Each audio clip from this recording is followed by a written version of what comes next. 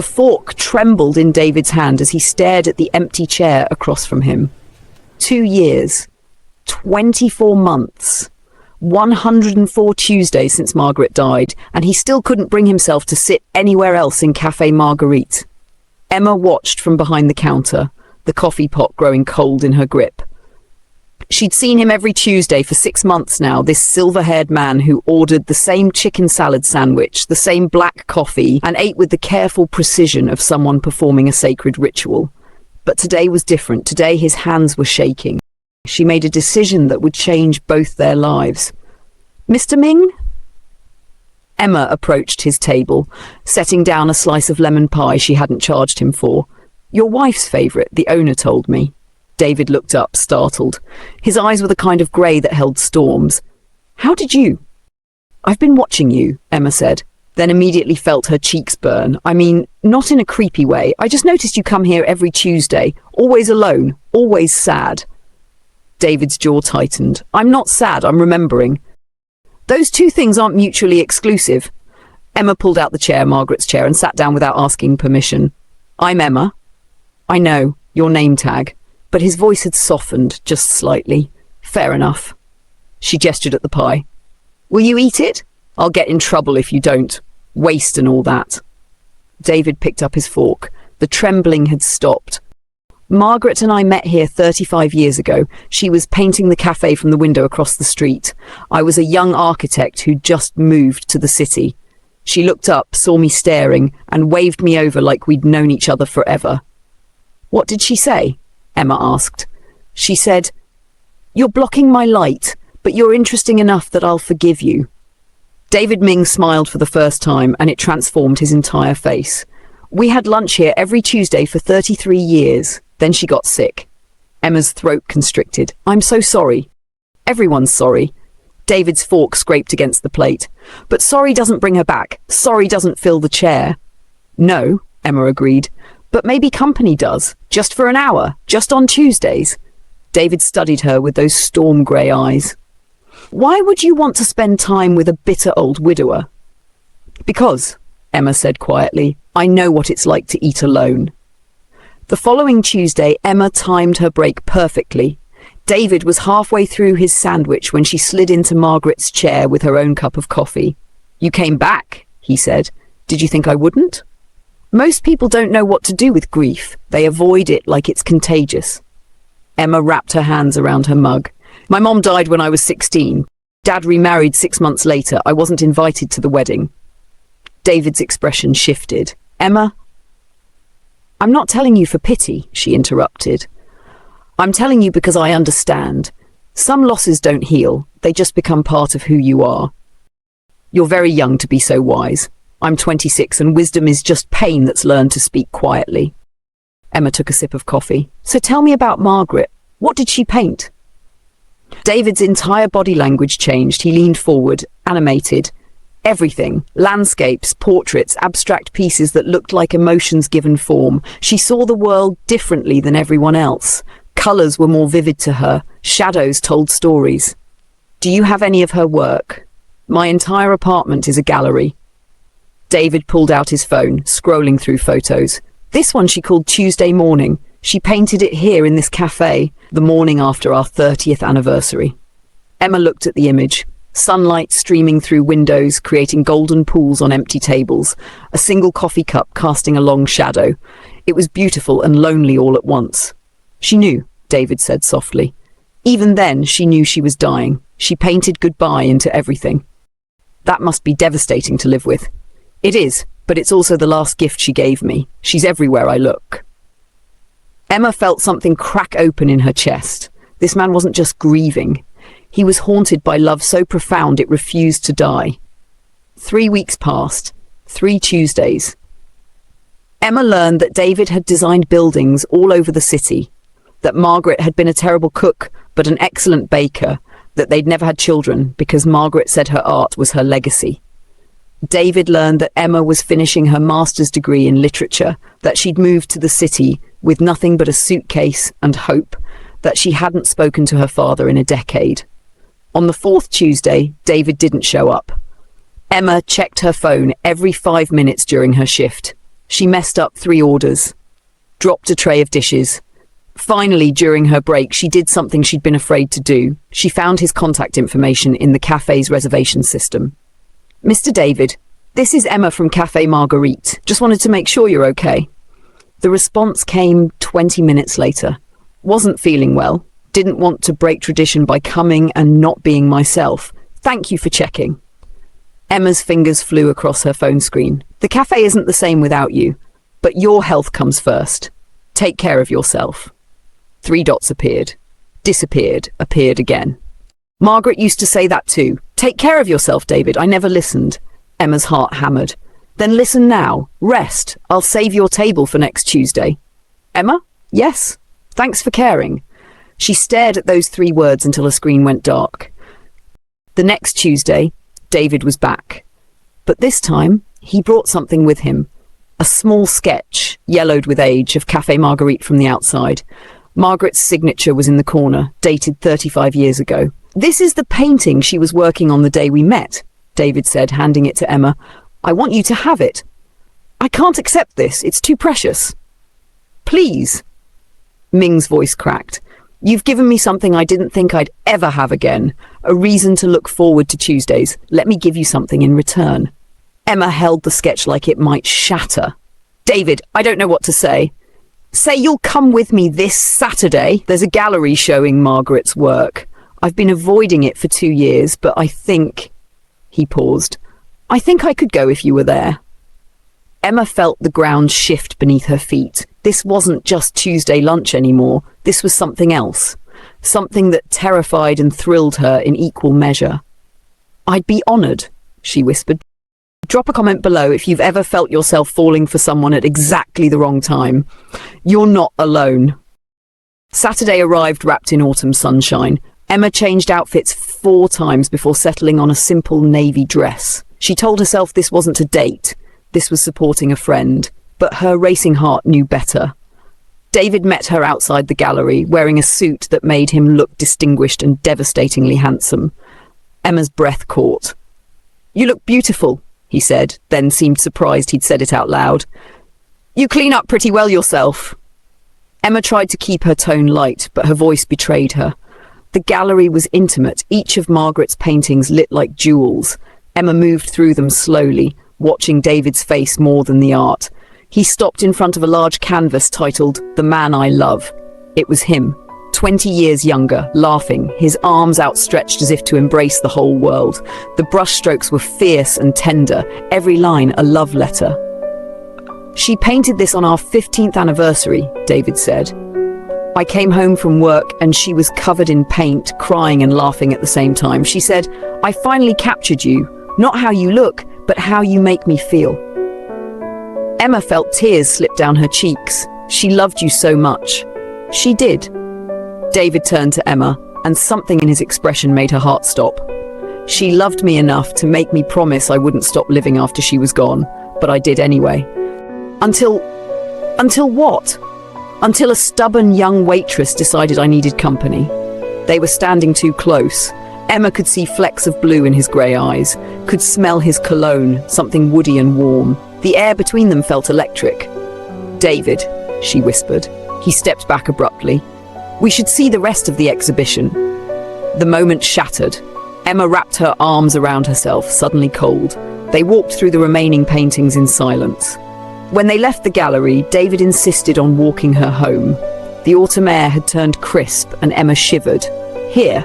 David shrugged off his jacket and draped it over her shoulders. "I'm fine. Margaret and I used to walk this route every Saturday night," David said, staring straight ahead.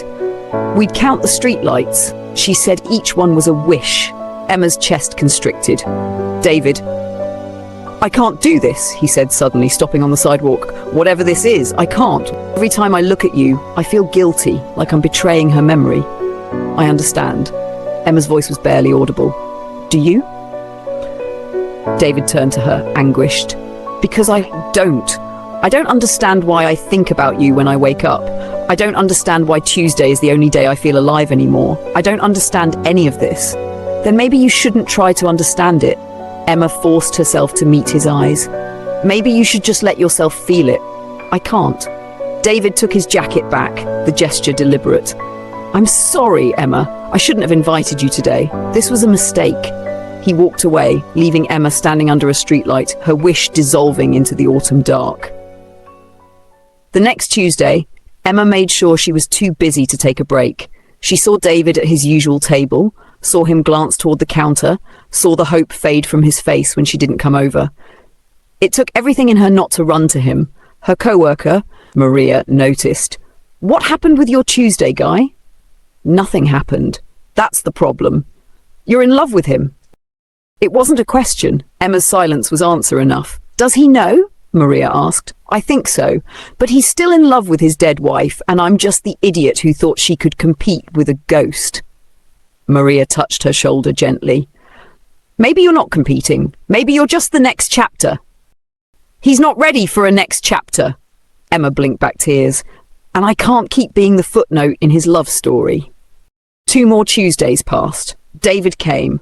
Emma avoided him. The cafe felt smaller, the air heavier.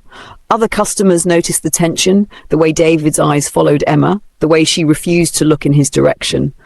On the 3rd Tuesday, David asked to speak with her. "I'm working," Emma said, her voice professionally distant. "Please, 5 minutes." Emma's manager nodded permission. She sat down at David's table, hands folded in her lap, heart thundering. "You've been avoiding me?" David said, "Yes." "Did I do something wrong?" Emma laughed, the sound bitter. "You didn't do anything wrong. That's the problem, David. You've been completely honest. You're still in love with Margaret. You're not available. I'm the one who crossed the line." "What line?" She finally looked at him, letting him see everything she'd been hiding. "I'm falling for you. And I know that's unfair, and I know you can't reciprocate, but I can't keep sitting here pretending we're just friends when every Tuesday I hope you'll see me the way you saw her." David's face went pale. "Emma, I'm not asking you to choose. I'm not asking you to stop loving Margaret. I'm just asking you to let me go." Emma stood up, her legs shaking. "Find someone else to fill the chair, David. I can't be her ghost anymore." She walked away before he could respond, before she could see the devastation in his eyes, before she could take it all back. If this story is hitting you in the right spot, smash that like button and stick around. The ending will wreck you in the best way. The next Tuesday, David's table sat empty. Emma worked her shift in a fog. She messed up orders, forgot to refill coffee, burned her hand on the espresso machine and barely felt it. "Where's Mr. David?" the owner asked. "I don't know." Emma's voice was hollow. Did something happen? Everything happened. Emma wanted to scream. Instead, she said, "I think he's done with Tuesdays." The owner frowned but didn't press. Emma finished her shift and went home to her tiny apartment, where she cried into her pillow and hated herself for falling in love with a man who belonged to someone else. Days blurred together. Emma stopped sleeping well, stopped eating properly. Her roommate threatened to force-feed her. "You need to talk to him," her roommate insisted. "There's nothing to say." He made his choice. Did he, though? Or did you make it for him? Emma didn't have an answer. Meanwhile, across the city, David sat in his apartment, surrounded by Margaret's paintings. He'd spent the week doing something he hadn't done since she died. He talked to her. "I met someone," he said to her portrait, the one titled "The Man I Love." "She's young and brilliant, and she makes me laugh. She makes me want to order something other than chicken salad. She makes Tuesdays feel like hope instead of obligation." The painting stared back, Margaret's brushstrokes as fierce and tender as ever.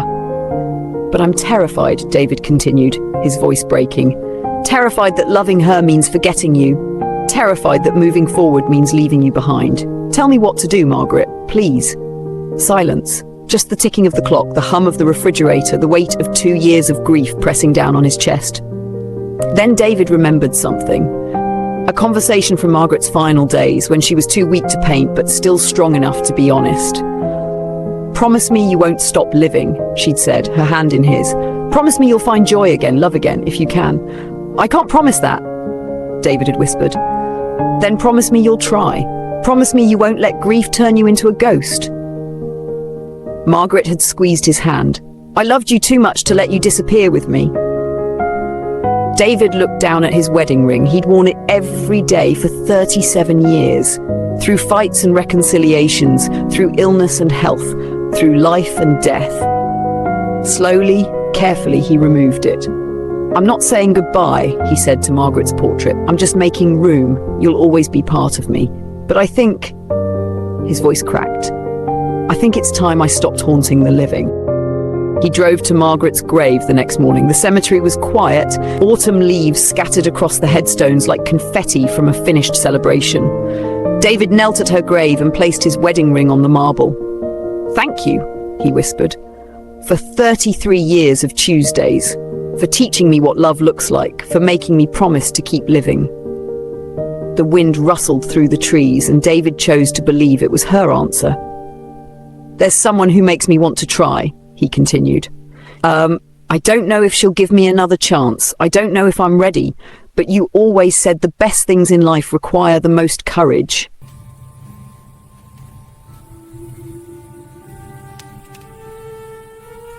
He stood up, brushed the dirt from his knees, and walked back to his car. For the first time in 2 years, he felt lighter. The next Tuesday arrived grey and drizzling. Emma dragged herself to work, dreading the sight of David's empty table. She'd already decided this would be her last week at the cafe. She couldn't keep torturing herself. But when she walked through the door, her breath caught. David sat at his usual table, but something was different. His left hand rested on the table, bare. Emma's heart stopped. She moved toward him on autopilot, her feet carrying her even as her mind screamed caution. "You came back," she said. "I did." David looked up at her, and his eyes were clearer than she'd ever seen them. "Will you sit with me? Not out of pity, not out of obligation, just because I'd very much like your company." Emma's throat closed. "David, I can't promise I'm not still healing," he said quickly. "I can't promise I won't have bad days where I miss her so much I can't breathe. I can't promise this will be easy or simple or anything like what you deserve." "Then what can you promise?" David reached across the table, his hand open, an invitation. "I can promise I'll try. I can promise that when I think about Tuesday now, I think about you. I can promise that for the first time in 2 years, I want to order something different from the menu." Emma felt tears streaming down her face. "What are you saying?" "I'm saying I'm terrified. I'm saying you deserve better than a broken widower who's still learning how to live again. But I'm also saying..." He paused, vulnerability written across every line of his face. "I'm also saying I think I'm falling for you, Emma. I don't want to fight it anymore." Emma sat down in Margaret's chair. No, in her chair now, and took David's hand. His skin was warm, his grip tentative but real. "I'm terrified too," she admitted. "I'm terrified I'll never measure up, that you'll always love her more, that I'm just a placeholder for what you lost." "You're not a placeholder." David squeezed her hand. "You're the reason I remembered I'm still alive." They sat like that, hands intertwined across the table, while the rain drummed against the windows and the cafe hummed with life around them. Neither of them knew what would come next. Neither of them could promise forever. But for the first time in 2 years, David ordered something different. And for the first time in months, Emma's smile reached her eyes. "So," Emma said, wiping her tears with her free hand, "what are you ordering?" David smiled, really smiled, the expression transforming him into someone younger, lighter. "What would you recommend?" "The lemon pie. Always the lemon pie. Then 2 slices we'll share." Above them on the cafe wall hung one of Margaret's paintings, a gift from David to the owner years ago. It showed the cafe interior, sunlight streaming through windows, and if you looked closely, you could see the faint outline of 2 figures at a corner table, holding hands across empty plates. Some people said Margaret had been painting her own future. Some said she'd been painting David's. But Emma liked to think Margaret had been painting hope, the stubborn, fragile, beautiful thing that survives even after everything ends. "Same time next Tuesday?" Emma asked. David's thumb traced circles on her hand. "And maybe coffee on Wednesday? Dinner on Friday? I'm told I need to update my routine." "That sounds perfect." As they sat together, sharing pie and stories and the tentative beginning of something new, neither of them noticed the elderly woman watching from the corner booth. She'd been a friend of Margaret's, had promised to check on David, to make sure he found his way back to life. She smiled, paid her check, and whispered to the painting on the wall, "You always did know how to paint happy endings." Before you go, do me a favor, subscribe if you want more stories that'll make you feel everything. Drop a comment telling me if you've ever had to choose between holding on and moving forward. And hit that like button if this story reminded you that love doesn't end. It just makes room for more. See you next time. Emma and David left the cafe together that Tuesday, walking slowly through the rain, sharing an umbrella that forced them close. They didn't know where this would lead. Didn't know if they'd make it past the grief and the guilt and the complicated mathematics of loving someone new while honouring someone gone. But they knew they'd try. And sometimes trying is the bravest thing we can do.